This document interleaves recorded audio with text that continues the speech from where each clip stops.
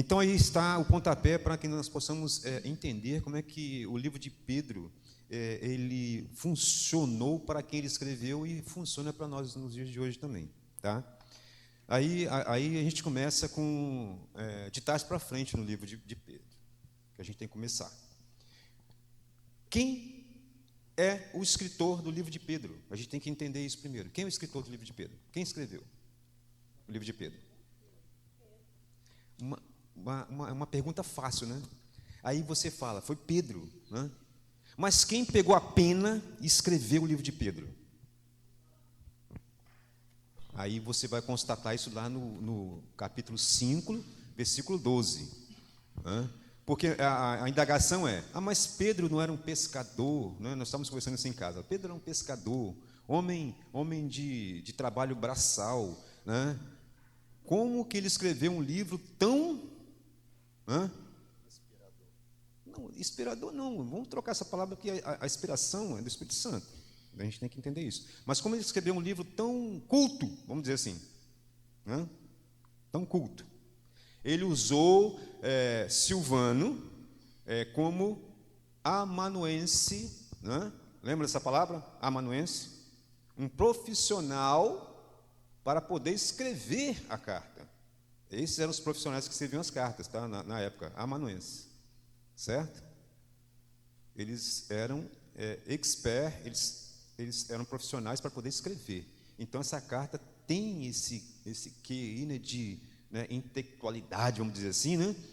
Porque ele foi escrito por Silvano. Então, nós entendemos que foi inspirado, são palavras de Pedro, porém, a mão que escreveu foi Silvano. Tá? E aparece em Pedro um local chamado Babilônia. O que lembra a vocês de Babilônia? O que significa Babilônia? Mais o que? Além de exílio. Além de exílio. Na carta a Roma, né? Isso, mas fala no microfone, Adelso, que nós estamos sendo filmados, né, para poder ficar registrado. Pois não. Fala de novo, por favor. A princípio, exílio. A princípio, exílio. A gente lembra de exílio. Mas Babilônia, toda vez que também nós falamos em Babilônia, lembra de que Babilônia? Roma. Roma. Mas quando nós falamos em Babilônia, em relação a outro tipo de situação, o que acontecia na Babilônia? Corrupção, né? Corrupção, né? Perseguição, né? Coisas que não estão de acordo com Deus. Babilônia seria mais ou menos isso. E aqui Pedro cita esse local, Babilônia, se referendando a Roma. Por quê? Lugar de corrupção, né, idolatria, e aí vai. Tá? Por isso que ele cita. Então, nós podemos identificar que ele escreveu da onde? De Roma, isso aí. E Babilônia também ocorre em Apocalipse. Você pode constatar lá, quando você lê Apocalipse, vai aparecer o nome Babilônia também. Né? Apocalipse 17:4, né? 6, 9, 18. Você pode ver que lá vai estar citando, justamente como um lugar que não é bom, certo? Babilônia, ok? Os destinatários dessa carta, da primeira Pedro, e também da segunda Pedro. Quem era? Isso. Versículo 1. O que diz versículo 1? Que nós lemos. Forasteiros da dispersão. Forasteiros da dispersão. Isso aí. Então, para um grupo de pessoas que estavam ali, né, dispersos numa determinada região, e ele vai direcionar essa carta para eles, certo? Mas o interessante é que ele coloca eleitos, né? Dos versículos que mostram, né, que as pessoas são eleitos, ele especifica isso aí. No 4:3 também, se vocês virarem um pouquinho a página da Bíblia, Porque basta o tempo decorrido para teres executado a vontade dos gentios, tendo andado em dissoluções, concupiscências, borracheiras, interessante isso, né? Orgias, bebedices e em detestáveis idolatrias. Só para poder falar sobre esse versículo aqui, para a gente poder fazer um link, porque ele não estava escrevendo para judeus, notaram aí? Judeus. Ele estava escrevendo para gentios que outrora faziam essas coisas. Então, no capítulo 4, 3, ele vai demonstrar também que ele estava escrevendo para gentios, tá? Não para judeus. Tá? Lembra que nós, quando estudamos as outras cartas, quando ele escrevia para judeus, ele tratava de outros assuntos, né? Referente aos costumes deles, tal, mas não ao que eles faziam antes. Mas quando se trata de gentios, ele fala de coisas que eles faziam, né, de errado antes. Aí que ele está falando de quem? De gregos que se converteram, de romanos que se converteram e outras nações que se converteram também, que antes praticavam o quê? Idolatria. Porque o judeu, ele era, né, sempre adorador de Deus, certo? Não está falando, está escrevendo para gentios. E outros versículos vão demonstrar também aqui, dentro do livro de 1 Pedro, que ele estava escrevendo para gentios, certo? Fazer alusão aqui que no capítulo de 1 a 10, ele faz uma lembrança aqui dos profetas que pregaram no passado, né, a respeito do que os apóstolos e ele estava pregando agora no presente dele. Pregavam sobre o quê? Jesus. Pregavam, né, sobre o que iria acontecer com o povo de Israel. Os profetas, eles falavam tudo o que ia acontecer o quê? No presente desses cristãos aqui. Então ele faz uma lembrança, né? Eu me lembro, abrindo um parênteses aqui, que um professor uma vez falou o seguinte: os profetas pregavam como se estivessem cercados de montanha. E quando você está cercado de montanha, você não vê nada o que está por trás das montanhas. Mas eles falavam em nome de Deus, falavam do futuro que eles não conheciam, e aqui ele relata isso. E agora ele lembra os gentios, tudo que os profetas falaram, Jesus cumpriu e agora nós estamos relatando. Ele traz isso aqui no capítulo 1, do 10 a 12. Vocês podem depois constatar lá, que ele está falando sobre isso, os que os profetas falaram. E outra coisa, Pedro teve aqui uma grande influência. Se vocês forem olhar em todos os versículos aqui, alguns versículos que ele relatou para Silvano escrever, que ele teve uma influência paulina. Alguns assuntos vão sendo citados aí, né? Sujeição às autoridades. Nós estudamos sobre isso? Paulo falando sobre sujeição às autoridades, ele repete aqui, de forma mais sucinta, mas repete aqui. No versículo 13 do capítulo 2 vai acontecer isso. No 2,18, sobre os servos, né, que tinham patrões não cristãos, mesmo assim obedeçam que os seus. Nós estudamos sobre isso também. Sobre a submissão das mulheres, lembra? Que eu troquei a palavra por outra palavra, para a gente não poder ficar, né, batendo nessa tecla, né? Ele também vai relatar aqui. E sobre a fraternidade, né? E outros assuntos também. E também, ele no capítulo 3,19, vamos abrir lá no 3,19, de 1 Pedro.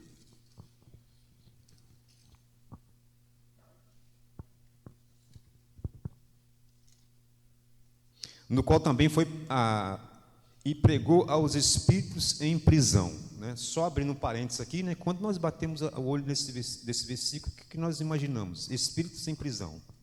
Que tipo de espírito é esse? Que é algo que, quando nós lemos o livro de Pedro, algumas pessoas fazem confusão a respeito disso. O que seriam esses espíritos de prisão? Alguém sabe me dizer e me ajudar? Espírito de prisão. Quais são? Que espíritos são esses? Pessoas presas. Entendo que é o espírito do homem, pessoas presas nas tradições daquela época. E nas corrupções, Ah. e em todos, em tudo Então, aquilo. é interessante isso, né? A gente sempre leva isso aí. Quando Jesus foi ao Hades, lembra? Quando ele estava naquela transição de ressurreição, ele foi ao Hades, né? Para dizer assim, não, eu sou Deus, eu sou dono de tudo, eu estou em todos os lugares, né? Deus não é assim, onipresente? Inclusive aqui. Esses espíritos de prisões são os espíritos sobrenaturais, tá? Não são os espíritos humanos, não. Ok? Não vão fazer essa ligação. Jesus foi lá e falou para os mortos. Não. Os espíritos estavam presos. Lembra? Eles estão presos, acorrentados, porque Deus quer que eles fiquem assim. Ok? Espíritos sobrenaturais, tá? Ele não foi falar mortos, não. Não confundam, porque muitas pessoas confundem isso, tá? Ok?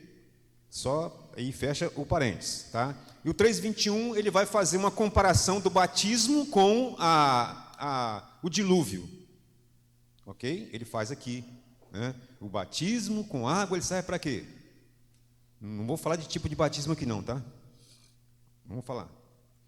Mas o batismo é um símbolo de quê? De entrada para a igreja. E aí ele faz uma comparação entre o dilúvio. O que foi o dilúvio? Foi como se estivesse limpando a terra, o quê? Do pecado. E o batismo, né, é um símbolo também de limpeza do pecado. Limpeza é um símbolo, tá? Não quer dizer que quando você é batizado, seus pecados são todos levados pelas águas. Tem muita gente que pensa assim também. Não é. Então, o batismo é a expressão da sua purificação interior, tá? Agora, né? Eu creio, né? Quero que Jesus me purifique. Agora eu vou o quê? Me batizar para poder selar. Ok? Confirmação. Fala, Leomar. Uma confirmação. Uma eu confirmação? conversei ali fora com o Josiel a respeito sobre isso. E quando eu participei aqui na classe, né? Catecúmenos aqui, eu fiquei acho 3 anos indo para batizar. Eu entendi que batismo não é assim. É uma coisa muito mais séria. Então, depois que eu fui entender isso aí, batismo é uma confirmação. Eu creio, eu aceito, eu quero, né? Isso aí, tá? Independente da nossa denominação, independente da forma que nós entendemos o que é o batismo, é isso, simplesmente. Eu vou me imergir, eu não sei nem como falar, né? Vamos trocar aqui. Eu vou ser imerso, ou vou ser mergulhado. Vão derrubar um jarro de água na minha cabeça. Eu vou jogar um pingo de água, né? Não importa. A água é símbolo, tá? É símbolo. Isso não vai levar ninguém para o céu. Tanto que o ladrão da cruz ele não foi batizado. Não foi batizado, né? Hoje mesmo ele, né? Hoje mesmo Jesus falando com ele, né? Hoje mesmo estarás comigo no isso, que ele se converteu ali na cruz, né? Aceitou Jesus na cruz. Isso aí. 2 Pedro, viu? 2 Pedro.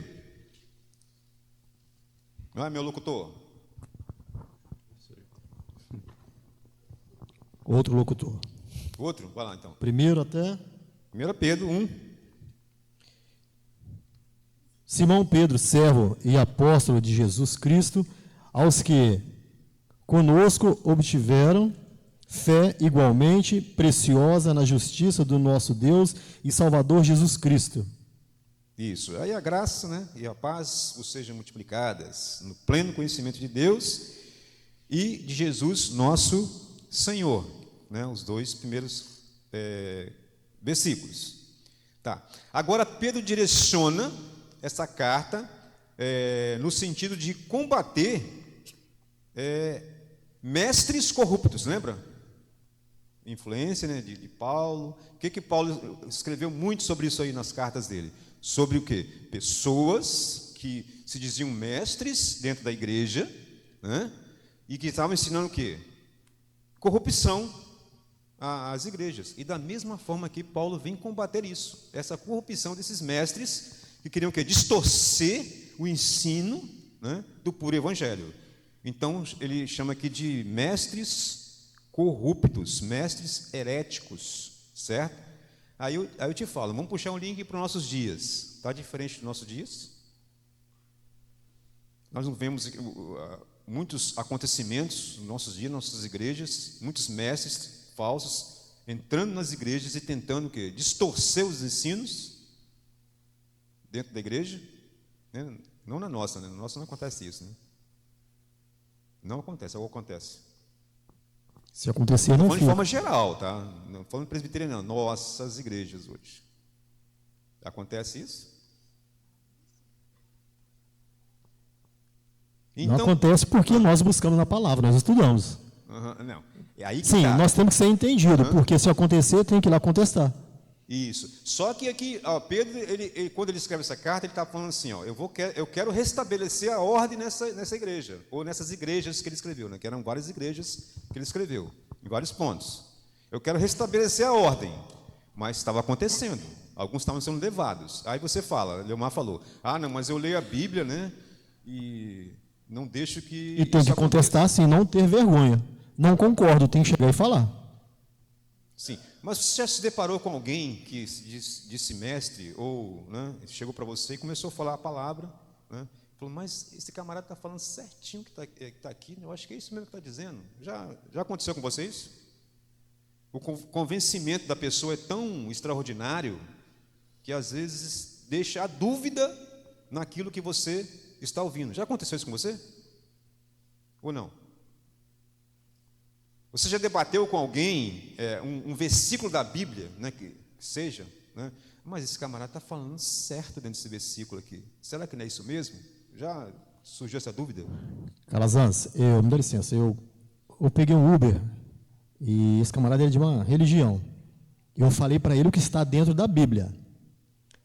Ele comentou que ele estava em uma palestra um tempo atrás e o palestrante era da igreja presbiteriana. E ele comentou que existe dinossauro lá na Amazônia.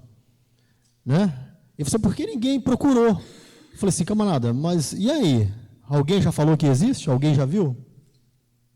Então são coisas que você tem que contestar. Prova então, e aí? Então às vezes está lá falando na frente. Até eu também, se eu estiver cantando algum louvor aqui que tem coisas que vocês não concordam, chegam para mim, Leomar, entendeu? Me corrige.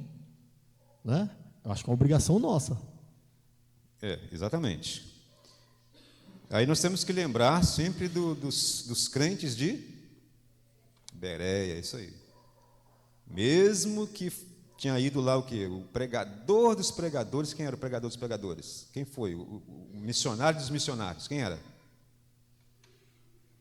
Paulo. É Paulo. Quem é você?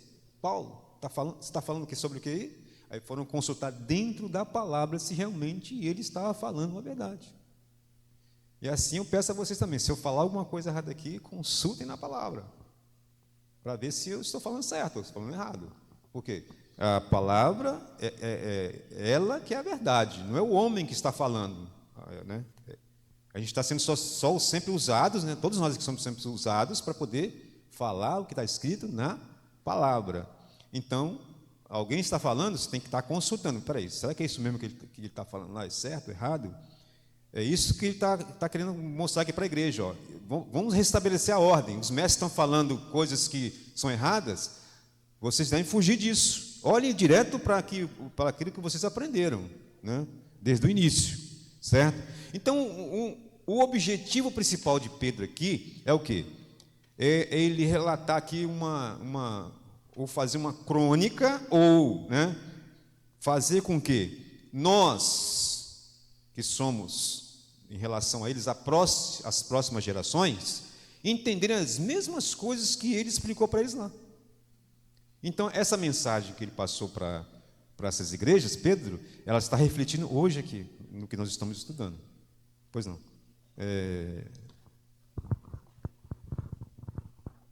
Pode falar.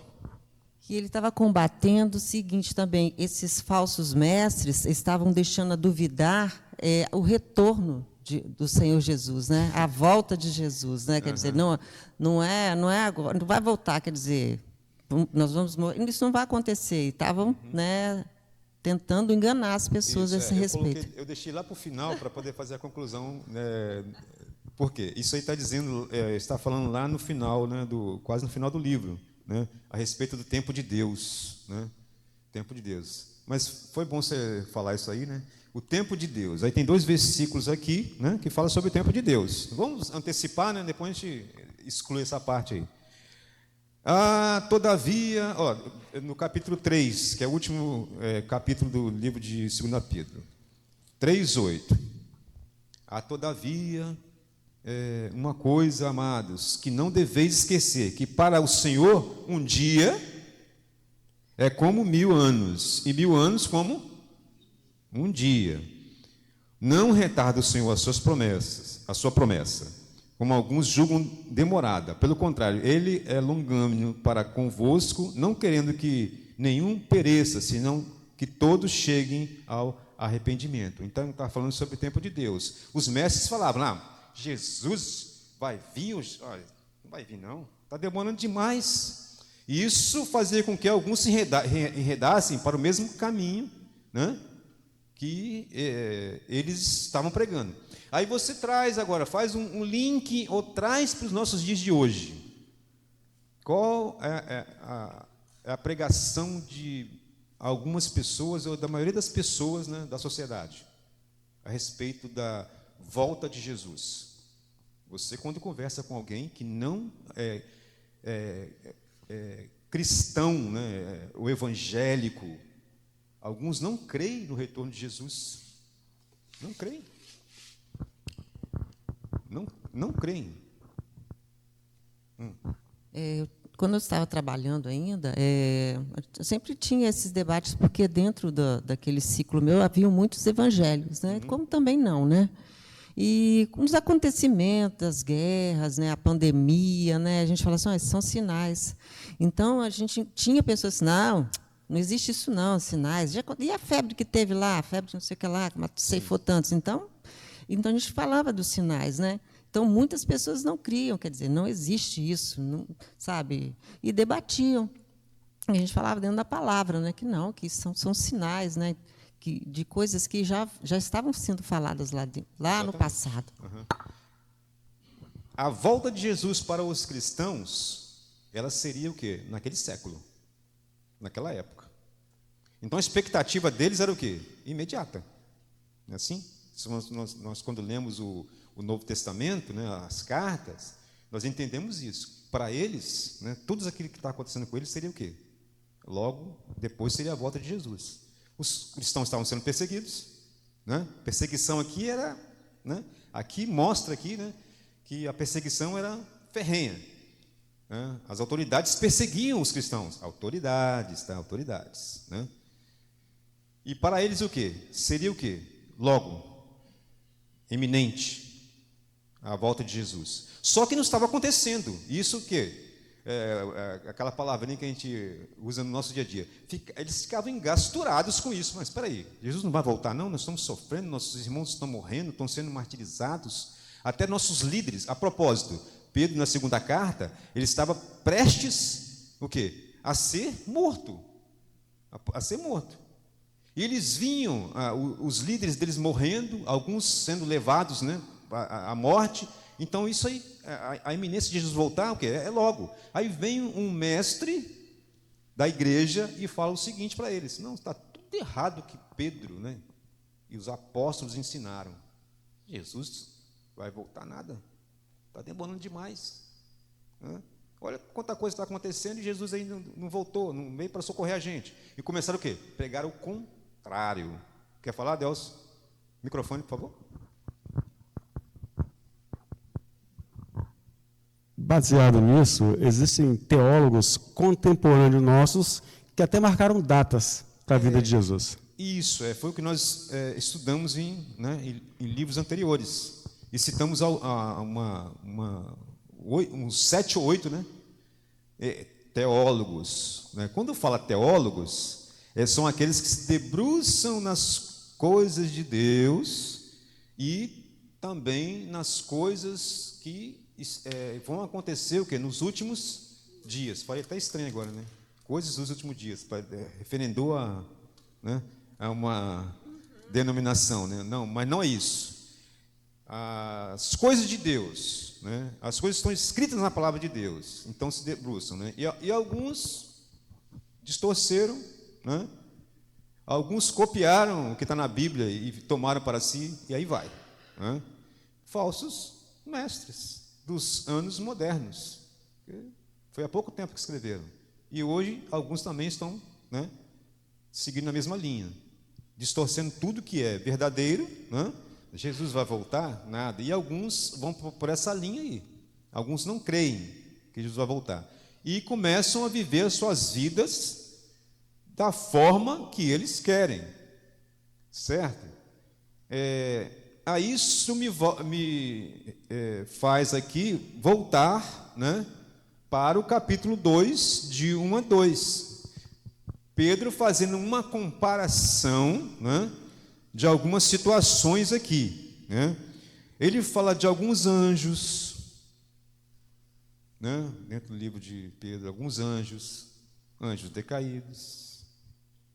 Ele vai falar do mundo antigo de Noé, e o que aconteceu com Noé, né? Noé foi o único que foi encontrado, né, de acordo com o que Deus queria que o mundo vivesse naquela época, né, de Noé. Isso? E ele ainda foi agraciado por ter colocado sua família na arca, e o mundo foi todo destruído, do mundo antigo. Ele lembra aqui de Sodoma e Gomorra também. O que aconteceu em Sodoma e Gomorra? A destruição, né? Por quê? O pecado era tão grande, as pessoas não se importavam com o que Deus queria para eles, né? A orgia, né, aflorou de tal forma que, quando os anjos chegaram para poder retirar Ló, o que aconteceu? Os homens queriam o quê? Pegar à força os anjos. Certo? Aí você traz para os nossos dias de hoje, né? Está um pouquinho diferente de Sodoma e Gomorra. Nós estamos vivendo a Sodoma e Gomorra hoje. Um pouquinho pior. Então nós somos o Ló, a igreja é o Ló de Sodoma e Gomorra hoje? E por se multiplicar a iniquidade, o amor de muitos, né? Já está congelado lá fora. Está acontecendo, né? Está acontecendo hoje, né? Isso aí. E a corrupção, a sexualidade de forma errada, né, está acontecendo, né, nos dias de hoje. É uma Sodoma e Gomorra?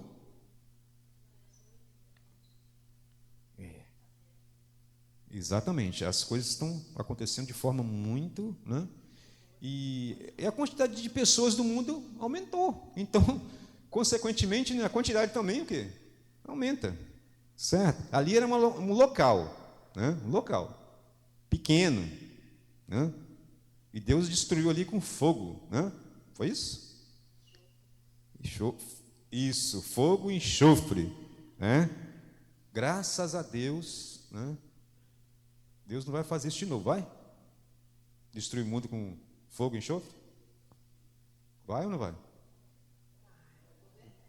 Vai?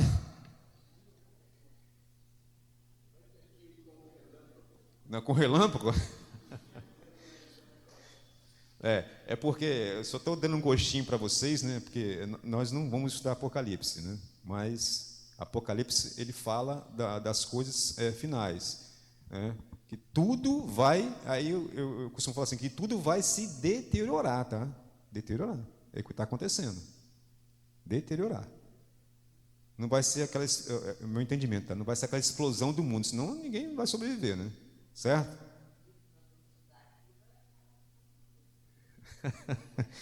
Tá, então vamos lá então. Ele cita então, Sodoma e Gomorra, pá, aí a gente encerra aqui.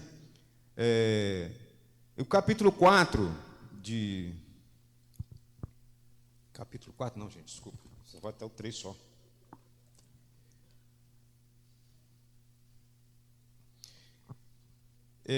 No capítulo 3, ele vai falar também sobre a vinda do Senhor, né? Ele vai fechar aqui para poder combater justamente o que os falsos mestres estavam falando. Então ele vai falar sobre a vinda do Senhor. A vinda do Senhor, o que é? Ela é eminente, é verdadeira, né? E cita esses 2 versículos que nós já lemos ali, certo? Porque nós encerramos. Para poder combater também uma situação que os falsos mestres estavam querendo incutir na mente daquela igreja. Bom, já que nós somos salvos, já que, né, o livro inicia que eles são predestinados, não é isso? Aqueles que foram o quê? Eleitos. Eu vou trocar a palavra de predestinados para eleitos. Aqueles que são eleitos, né, por Deus. Aqueles que, né, Deus os salvou na cruz. Já que nós somos salvos, vamos para o céu, né? Vamos fazer tudo o que nós quisermos. Certo? Pensamento legal, né? Você é um salvo de Jesus Cristo, agora eu posso tudo. Né? É diferente do pensamento das pessoas que não creem em Jesus? Não é diferente. Mas tem muitos crentes, né, começaram a pensar da mesma forma. Jaqueline? A Jaqueline está balançando a cabeça. Muitos crentes dentro da igreja que pensam assim, já que eu sou predestinado, né, porque a presbiteriana fala assim, né, enche a boca, né, predestinado, sou predestinado. Aí tem alguns irmãos nossos que falam assim, nós somos eleitos. Então agora, né, eu posso pecar, posso falhar, vou para o céu mesmo. Quem quer falar? Eu vi um debate essa semana falando sobre a liberdade, né? Porque Cristo morreu por nós somos livres, libertos.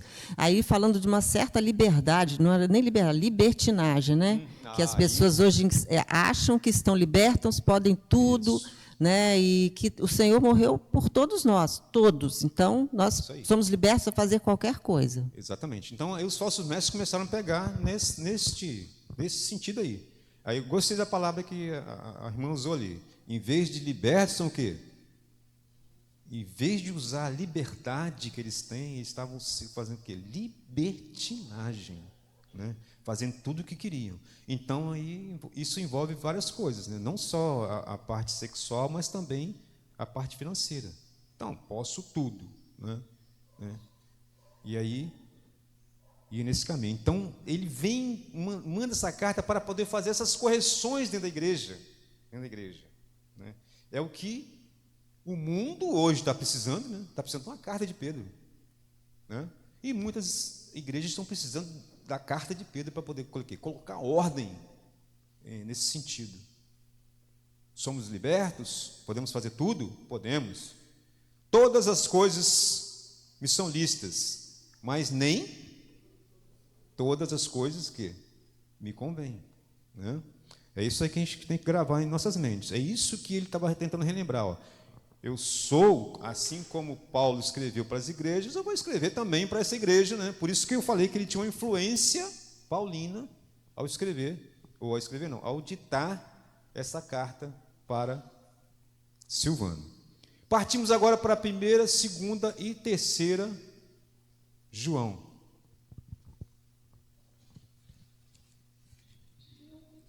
Quando nós pegamos o estudo do livro de 1ª, 2ª e 3ª João, os estudiosos costumam fazer uma junção dessas 3 cartas.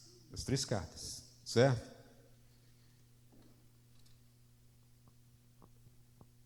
Primeiro, eles colocam o seguinte, que essa carta, quando nós nos deparamos com o livro de 1 João, né? Leia para mim, Rafael, por favor, o primeiro versículo, 1 João. O que era desde o princípio, o que temos ouvido, o que temos visto com os nossos próprios olhos, o que contemplamos e as nossas mãos apalparam com respeito ao verbo da vida. Isso. E agora leia lá 2 João, também 1.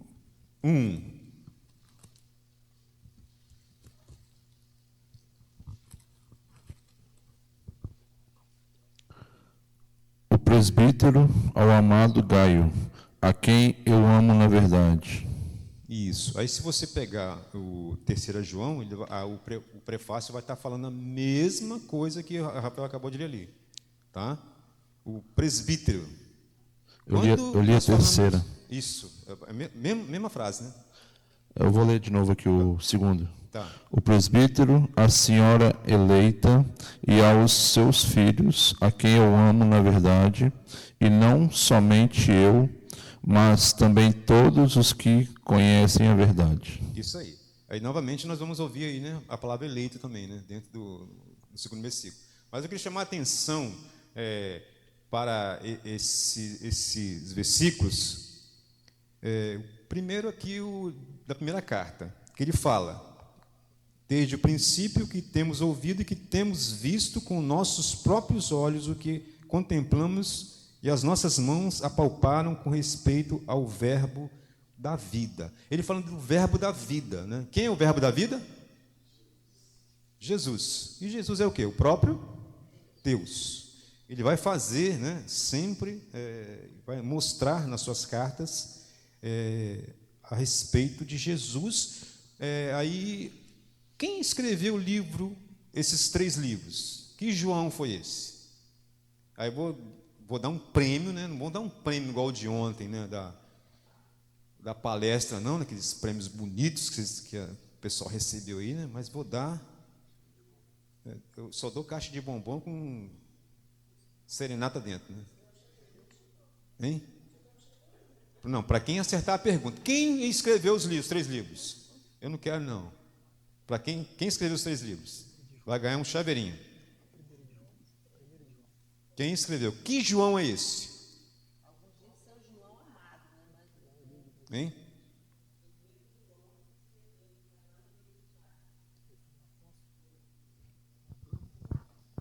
A irmã vai responder a pergunta para a gente ali. É o João que estava na ilha de Pátimo, que escreveu o O Apocalipse. João que estava na ilha de Patmos? E eu não sei, acho que ele era irmão de Jesus também, não sei não. É o irmão de Jesus, então. Então, por isso que eu vou dar o prêmio, porque alguns falam, né, que são vários Joãos, né? Mas ninguém afirma quem foi realmente. Mas com certeza eu sei. Eu vou ganhar esse chaveirinho aí. Mas o texto ali, um de João. primeira, em Calazans, o texto, a primeira epístola de João ali que você leu, ele fala aquele que estava com o Senhor Jesus, que viu, ele tipo assim, eu estou confirmando porque eu estava com ele, que apalpou, entendeu? Então eu estou falando, eu tenho convicção do que eu estou falando. Isso, No primeiro versículo de primeira epístola de João. Até hoje ninguém me respondeu quem escreveu Hebreus, rapaz. Ninguém me falou até hoje, ninguém ganhou o prêmio. Então João também vai ficar aí no ar, né? Mas aí a tendência, a gente vai falar assim, né? A tendência, aí Leomar começou a falar, a tendência, é meu, chaveirinho? Eu falei, é um João. Quero não. Não, já tem 2 lá em casa já. Então, o primeiro capítulo aqui, o primeiro versículo do primeiro capítulo, ele tem um pezinho lá no Evangelho de João. Microfone, por Jessi. Não precisa. Não, fala, Jessi. Tem que falar no microfone aqui, rapaz. Mostra aqui, sim. O que era desde o princípio. Isso que eu ia falar agora. Isso aí. Ou seja, o que você precisa saber sobre a pessoa e obra de Cristo. Quem sabe? Quem conviveu com ele, Isso. do lado dele, não é isso? Então, quem escreveu o Evangelho de João? Então foi João. Foi João. A tendência, né? Então, é para esse João, né? Porque ele fala sobre o verbo. E o capítulo 1 de João está falando o quê? E o verbo se fez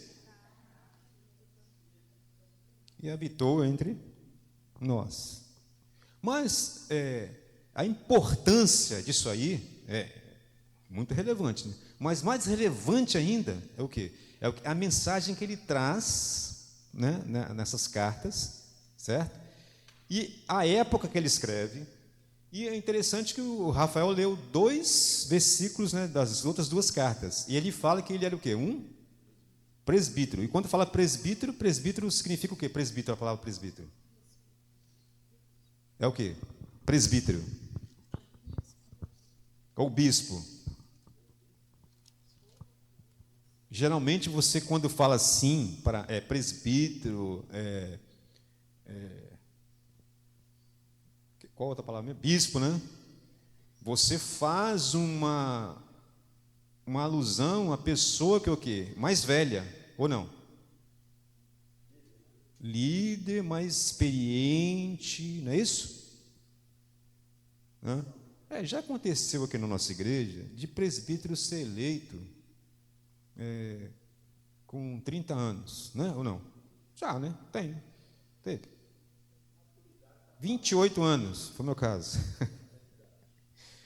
Foi eleito com 28, 29 anos. Né? Mas se fosse seguir a tradição, nós só elegeríamos os mais experientes.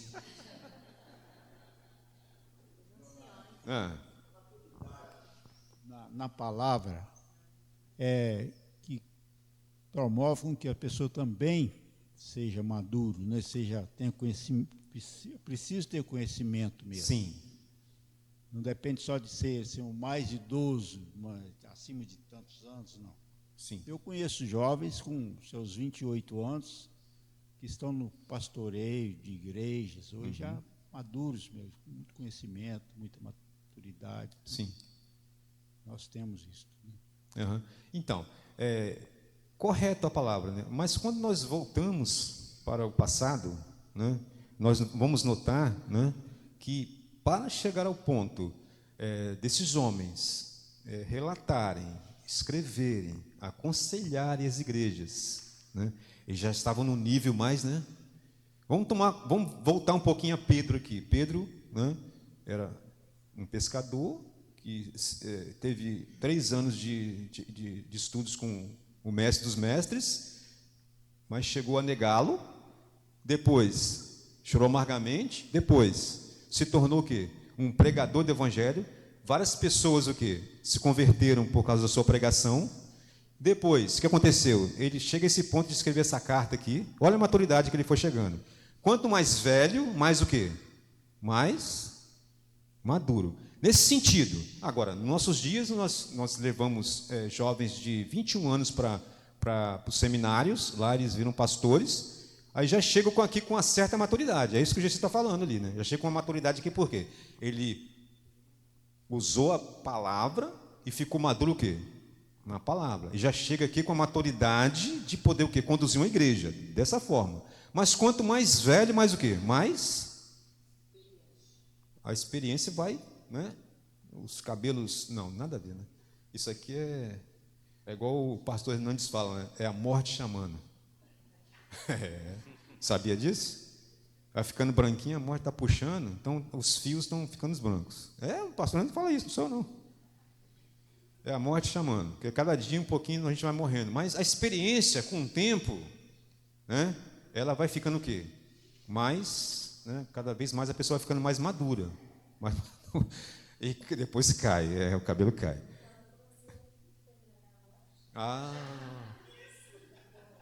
Abrindo parênteses, né? A morte, quando a gente vê em filme, é aquele cara de capuz, né? Com uma foice na mão, né? Não tem nada a ver, né?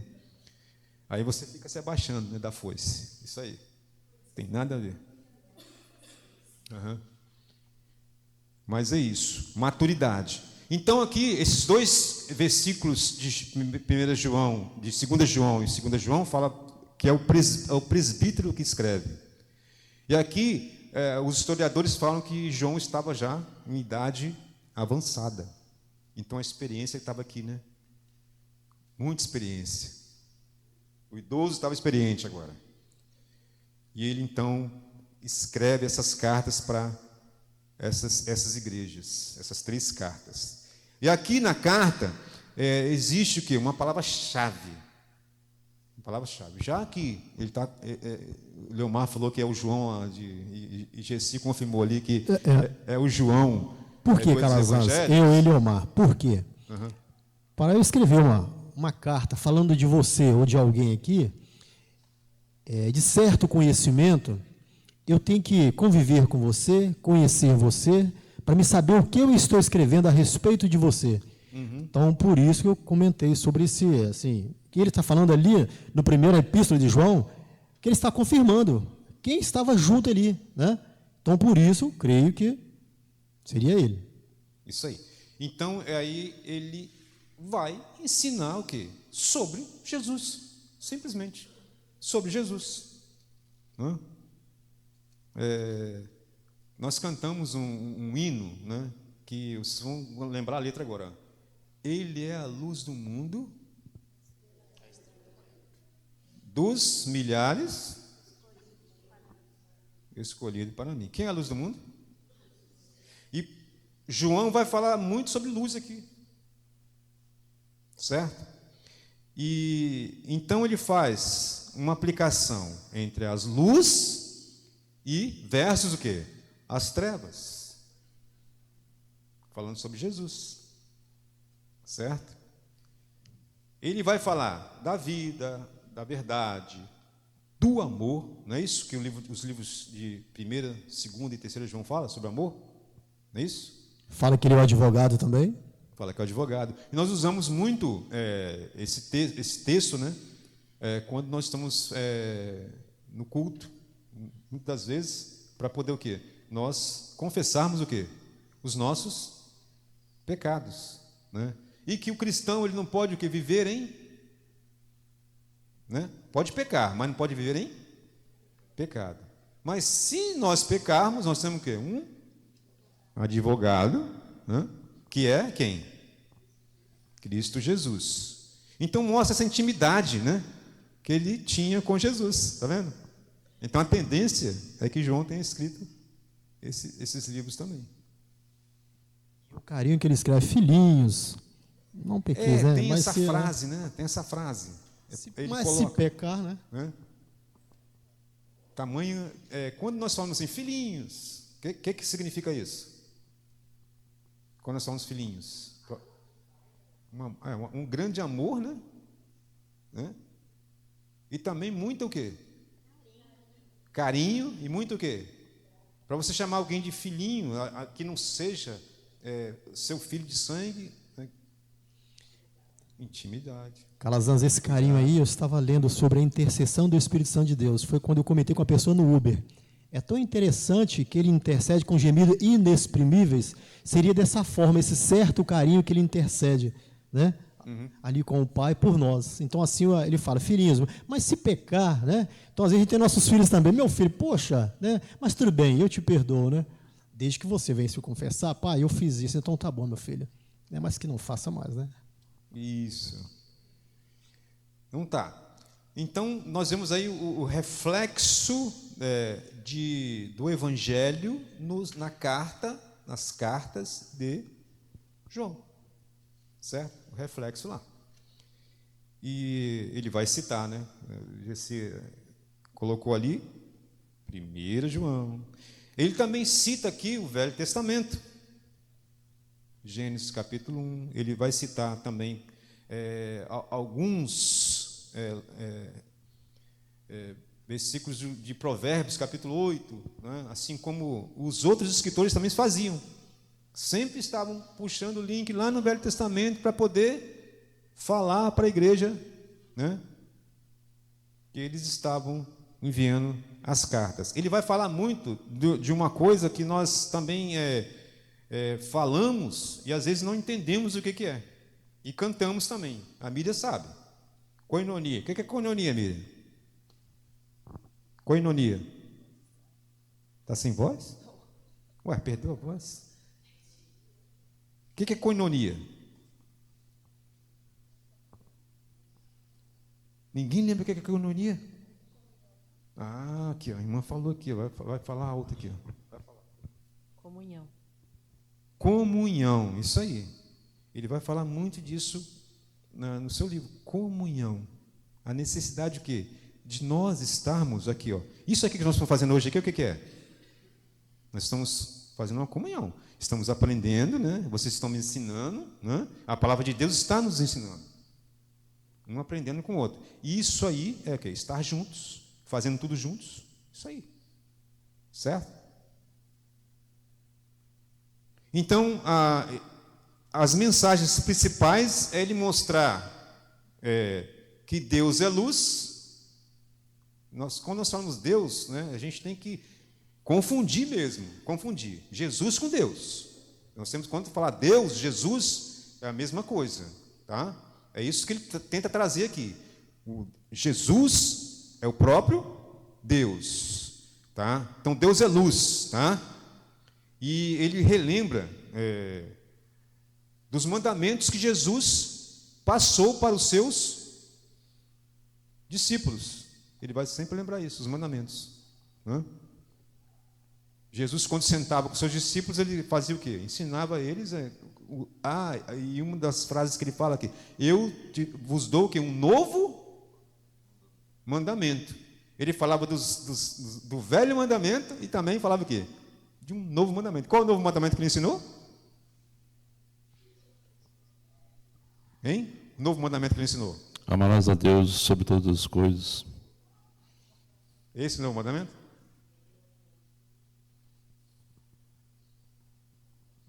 Isto. Amai-vos uns aos outros. Aqui, por favor. E Léo, ele também fala assim muito de nós. Tudo que ele fala nós. Então ele fala desse amor fraternal, né? Nessa comunhão, né? Que você está falando com ele. Esse nós, quando ele fala nós, ele está se reportando também a todos os apóstolos que ensinavam. Olha, eu tenho respaldo. Nós. Olha, eu tenho respaldo. Ó, Paulo falava isso, né? Quem mais era apóstolo que escreveu livros da Bíblia? Quem mais? Pedro. Nós. Ele tinha esse respaldo. Nós, né? Nós falamos, nós cremos. Nós vivemos com Jesus, nós e ensinamos a você. Nós ensinamos. Certo? Fala, Deus. Pode falar. Essas cartas que nós estamos estudando hoje, especificamente, eles escrevem à Igreja Universal, a todos os crentes, no caso. As cartas de Paulo, ele escreve a uma igreja específica. Por isso que é aos Efésios, aos Colossenses. Então, é importante nós entendermos isso, porque muitas vezes a pessoa vai à frente e lê um texto desse e fala bem assim, epístola a João, não é a João, é de João, isso aí. A todos os crentes, não é a uma igreja específica. As cartas gerais, né, a gente fala, né? Que ele manda para as igrejas, mas aí quando você lê, parece que ela está falando para você diretamente. Né? E é exatamente isso. O sentido da Bíblia tem que ser esse. Está trazendo para a gente. E a gente coloca no nosso dia a dia agora, nos nossos dias. Outra mensagem, a mensagem do amor que ele traz aqui, nos livros das cartas que ele escreve. Ele vai lembrar de Caim, né, o primeiro homicida, mas além disso, ele funda uma cidade onde era terrível. Né? Era terrível. Ele vai falar dos falsos profetas, do passado dele, do Velho Testamento. Né? Ele vai falar sobre isso. E, por fim, ele vai falar da vitória sobre o mundo. Né? A vitória sobre o mundo. Que o amor que a igreja tem, o amor que a igreja deve ter, o amor que nós, como cristãos, nós temos o quê? Que sobrepor as coisas que são praticadas o quê? No mundo, certo? E fecha no capítulo 5, de 18 a 21, que aqui é o auge das cartas. Abram lá, por favor. É o auge.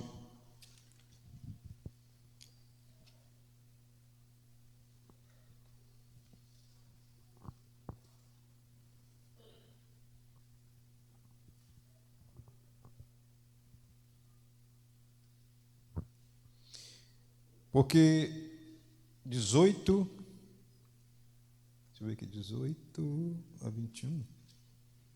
Isso, 18 a 21.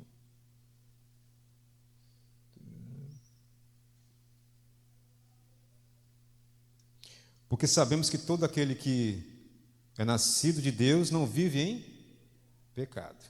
Falamos lá atrás. Sabemos que somos de Deus e que o mundo inteiro jaz aonde? No maligno, certo? E o 20 e 21. Também sabemos que o Filho de Deus é vindo e nos tem dado entendimento para reconhecermos o verdadeiro. Estamos no verdadeiro, em seu Filho Jesus Cristo. Este é o verdadeiro Deus e a vida eterna. Filhinhos, aí novamente, né, com carinho, guardai-vos dos ídolos. Então ele fecha aqui. Ó, fuja do pecado, fuja da idolatria. É o que mais acontece nos nossos dias de hoje. Tá? Isso é notório para nós. Encerramos com o livro de Judas. O que é que fala Judas? Judas é um livro tão curtinho, né? Aí quando nós pegamos os estudos de Judas, né? O que eu posso tirar do livro de Judas, gente? É um livro que tem quantos capítulos? Quantos, né? Só tem um capítulo. Só tem um capítulo. A propósito, Judas é também chamado de Judá. Lembra? A tribo de... Né? Uma das tribos. E ele era também um meio-irmão de Jesus, assim como Tiago, certo? Que se converteu depois também, né? Não cria Jesus e se converteu também. E aqui ele combate também os falsos mestres dentro da igreja para quem ele estava escrevendo. E ele chama aqui os falsos mestres de ensinadores de teologia ruim. É possível isso? Teologia ruim? A teologia é o estudo de Deus. E eles os chamam de ensinadores de teologia ruim. Fala, Deus. O Deus está falando que eles torciam a palavra. A teologia em si ela é boa, mas quando ela é distorcida, vamos colocar distorcida, né?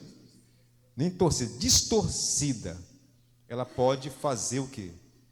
Um grande rombo na igreja, né? Pode destruir a igreja, pode rachar a igreja.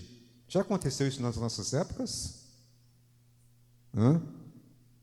A teologia sendo pregada, mas de forma ruim, daqui a pouco, não, nosso pastor, o presbítero está pegando melhor do que o pastor. Eu acho que essa teologia dele é melhor.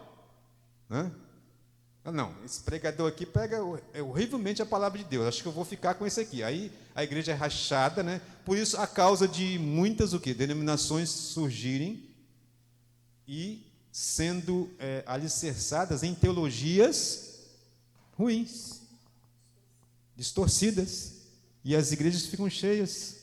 Calazans, Sim. Eu sei de igrejas que assim até o pastor saiu por causa de uma mensagem já fraca. Assim, o pessoal já, entendeu? Inclusive nós fomos cantar em uma igreja e assim, essa própria pessoa estava pregando, nós não entendemos a mensagem dele, o sentido da mensagem. E uma pessoa experiente na palavra, entendeu? Uhum. Nós ficamos assim. Aí a gente tem que fazer um adendo, né? Às vezes nós entramos na igreja para poder ouvir a palavra que nós queremos ouvir. Sim. Não é assim? Isso aí também. Não pode ser assim, né? Nós temos que entrar na igreja para ouvir a palavra que Deus quer falar para a gente. Às vezes tem um irmãozinho simplesinho lá, eu já vi um irmão pregar. Antônia, Lucinha, quem mais aqui? Deixa eu ver aqui, quem vai lembrar? A Elsa talvez o Gessis lembre também. Aquele presbítero lá do Vale Encantado, altão, morenão, lembra dele? Ele não sabia ler. Lembrou? Não sabia ler. O homem subia no púlpito para pregar, Jurandir, falando errado, mas a mensagem vinha de quem? De Deus. Chegou a me arrepiar agora. Pegava a Bíblia ali e pregava de que vinha de Deus. Colocava aquele ternão dele, né? Um homem altão, os filhos dele tudo puxaram ele, né? Tudo alto, grandão, mãozão. Mas subia no púlpito para pregar, a palavra vinha de quem? De Deus. A gente tem que discernir isso aí. A minha sogra, mãe de Adelso, também era assim. Também não sabia ler, mas Falava com uma Isso interpretez aí, da a palavra. maioria, né, dos nossos avós também, né, não sabiam ler, mas quando começavam a evangelizar as pessoas, pregavam o que Deus tinha colocado no coração deles. Entendeu? Então tem que fazer essa diferença, né? A mensagem vem de Deus, tá? Mas ele combatia falsos mestres que sabiam ler e escrever, eram doutores, né? E estavam pregando essas teologias aí que queriam distorcer e enganar as pessoas. Ele vai lembrar aqui, né, para a gente poder concluir, faltam 5 minutinhos para a gente poder concluir, de pessoas do Velho Testamento que eram comparadas a esses mestres aí, rebeldes, né? Lá na época do povo de Israel, aquele povo, né, que conhecia Deus e eram rebeldes. Aí ele vai citar o do povo israelitas, ele vai citar também, né, novamente aqui Sodoma e Gomorra e outros, né, o irmão até falou ali, né, outros que eram rebeldes em relação ao que Deus queria que eles fizessem e se rebelavam contra Deus. Vai falar dos anjos, né? Ele cita aqui, no livro dele, só para a gente poder concluir, 2 livros que não estão na nossa relação de livros da Bíblia. Ele vai citar primeiro Enoque e vai citar também o Testamento de Moisés. Vocês vão ouvir por aí sobre isso, né, em estudos.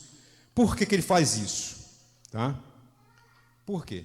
O judeu, ele era uma pessoa que estudava muito, e os pais ensinavam eles tradições. E tinham livros, né, que não entram no cânon, ou entram no Novo e no Velho Testamento, que os ensinavam também coisas boas.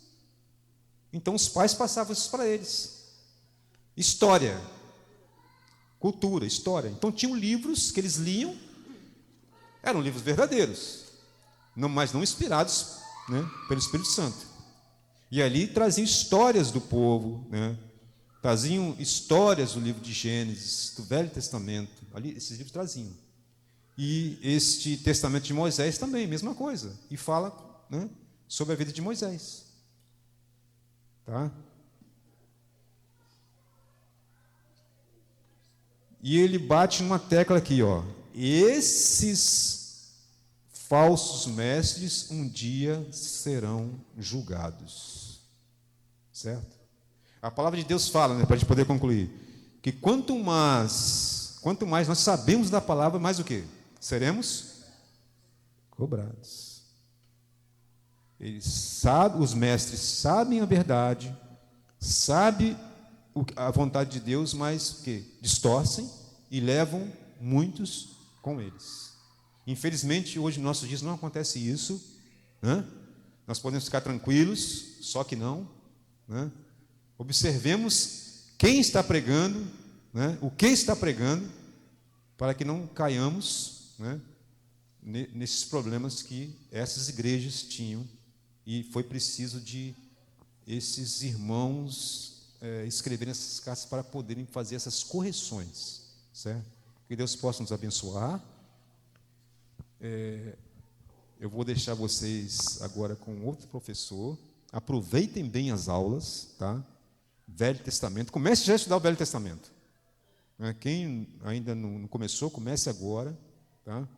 Que vai ser bênção para vocês também. Tá? Vamos nos colocar em pé, vamos agradecer a Deus. Irmã, encerra com oração.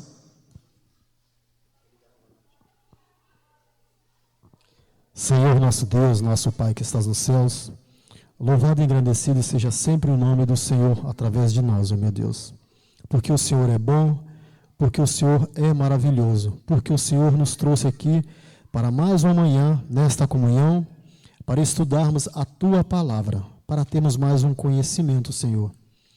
Ó Deus, eu peço ao Senhor que o Senhor abençoe cada um que aqui se fez presente, ao retornar agora para o seu lar também, que o Senhor possa guardar, levá-los em paz, para que nós possamos também estar preparados para vir à noite, para ouvir mais um pouco da Tua Palavra, Senhor. Ó meu Deus, muito obrigado por tudo que o Senhor tem feito por nós. Obrigado por mais esse dia também. Também, Senhor, como a Tua palavra diz, que se nós pecarmos, o Senhor é o nosso advogado. Pai, se nós fizemos algo que não agradou ao Senhor também, perdoa-nos, ó Deus. Aceita a nossa oração, o nosso louvor. Essa é a oração que nós assim fazemos no precioso nome do Teu Filho amado Jesus, hoje e sempre. Amém. Amém.